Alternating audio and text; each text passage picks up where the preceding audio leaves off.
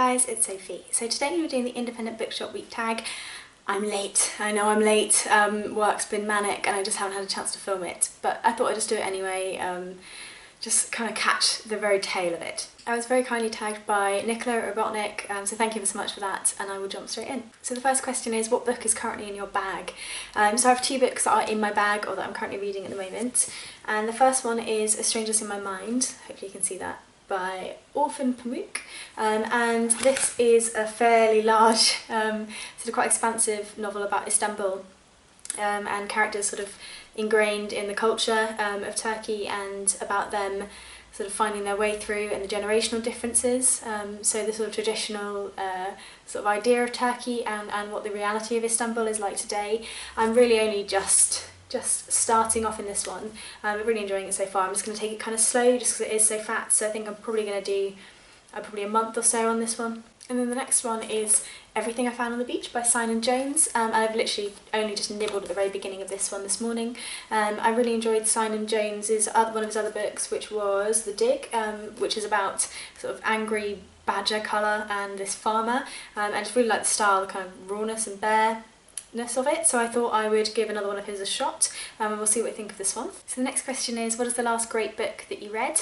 I was going to go with The Sunset Limited by Cormac McCarthy again, but I think you've heard me talk about him a fair bit for a minute or two. So we'll go with The Emperor of All Maladies by Siddhartha Mukherjee. This is an absolutely stunning book, guys.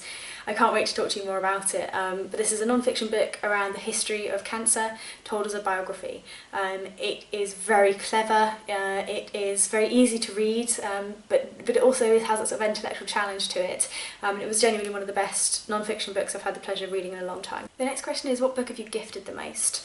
It's definitely this one. It's Essays in Love by Alain de Botton, and this is sort of extended kind of essay pieces, various different essays around the topic of love that kind of all tied together quite nicely. And you can probably see from this copy, like it's kind of grim and gross as well, because I've lent this one out so many times. This is my go-to book that I give to people when they have had a breakup, or if they're just feeling a little bit down about love in general, because I think it really brings the reality back to them. And I read this when I was pretty young, and I've read it pretty much for every breakup I've had since, and it's always helped, so it's one I give to people when they are sort of stressing about that sort of thing. And the next question is, what's your favourite independent bookshop? So mine is one called Bloom and Curl, which is in Bristol. For those of you who know Bristol a little bit well, it's just past the hospital at the top of the hill, and it's a great little bookshop. There's sort of some used copies in there, some new copies in there. They're mostly used. The guy who owns it is an absolute legend. He'll happily have a chat with you about whatever it is you're picking up.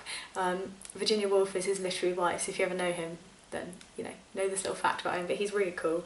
He'll happily recommend you stuff, and he's just also happy for you just to spend like a fair amount of time in there, and I think that's really important with the independents, that they don't sort of pressure you to sell, they just know that you like books and that you're going to buy a whole handful at the end anyway. So the next question is, what is your favourite book that was recommended to you by a bookseller or a booktuber? So I'm going to go with a booktuber, and I was recommended Woman at Point Zero by Nawal Saadawi, or Sadwi. I don't know, I'll have a go. But this was absolutely brilliant. When I did one of my videos just chatting shit about feminism, I think someone had said, if you want a different perspective, then pick this book up. And this is the story of a woman who's growing up in Egypt and about her life as a woman in Egypt and sort of the way that she's coping with her approach to feminism. It really opened my eyes up to a whole different kind of approach to feminism, and it's really difficult to find books that sort of focus on that Middle Eastern experience. Really, really difficult. I've been looking quite hard recently, just in general, because it feels like a whole area of the world that I really don't know very much about beyond what I see on the news. And there's so little in translation. So this was an absolute gem to find, and I would recommend it to all of you if you're interested even vaguely in that kind of thing. The next one is, what's your favourite bookshop memory? So I haven't got like a specific single memory in mind, but there used to be this little independent shop in really close to where I grew up, in this little town called Ilminster, and it used to be, we sort of visit every now and again. It wasn't like every single weekend. We always went when we had our book vouchers from school, and that's kind of the memory I think of. And it's always just so exciting to go in there and find all these these new books that I got to take home, because we went to the library every week but we didn't buy books every week, so knowing that I could keep them and have them felt really special, and I'd always try and choose ones that I thought I would want for a really long time, rather than the library ones which I'd just sort of pick up everything that seemed vaguely interesting to me. And the next question is, what do bookshops mean to you?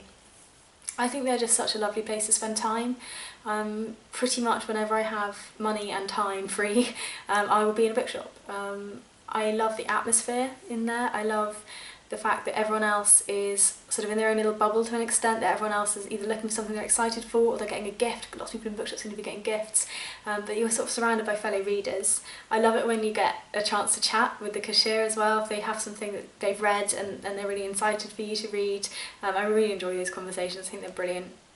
And I don't know, I like that it seems like a really quiet space outside of the sort of normal retail experience. If you're going clothes shopping or whatever, it's quite like pushy and everyone's trying to get things on and it's a bit of a fight. You don't get that in a bookshop, it's just very chilled, everyone's happy and there's nearly always coffee available. And the next question is, what are the books that made you?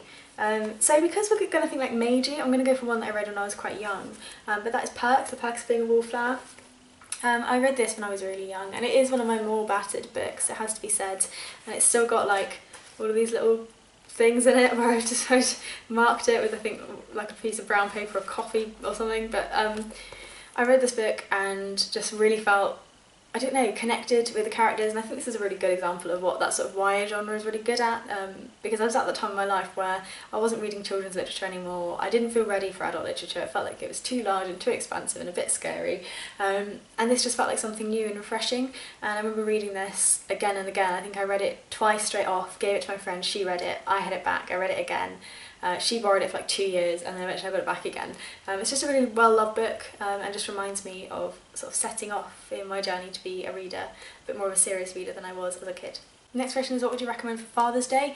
I think Father's Day is kind of gone now, so I'm not going to recommend you anything, I'm afraid. I think we'll just have to skip that question out. And then the very last question is, what's the book on top of your TBR at the moment? So for me it is Radical by Maajid Nawaz. I read Islam and the Future of Tolerance, which is co-written by him and Sam Harris, and really enjoyed that. I've since started following him on Twitter and I'm just finding myself kind of agreeing with like everything that he's saying, and I felt like maybe I should dive in and explore a few more of his views on the topic, because it has to be said, the fact when I read Islam and the Future of Tolerance, it was a different kind of a view to one I'd ever seen before, and it was a relatively compassionate attack on the regressive left, and I think sometimes I can be a little bit aggressive left, so I am just sort of figuring out what I think about it. But he's a really interesting sort of person anyway, and I just think this book's going to be brilliant. I am just half tempted just to start reading it this afternoon. We'll see whether or not I have the self-discipline not to do that. I hope you've enjoyed this video, even if it is completely and utterly late and almost irrelevant. But regardless, I thought I'd give it a shot. I'm not going to tag anyone just because I'm very aware that we are a little bit past it now for the majority of it. But if you do want to take part, then feel free. If you don't worry about being a little bit late to the party too. I hope you've all had a really lovely week, events politically notwithstanding, and that you enjoy the very last bit of Independent Bookshop Week. Bye bye.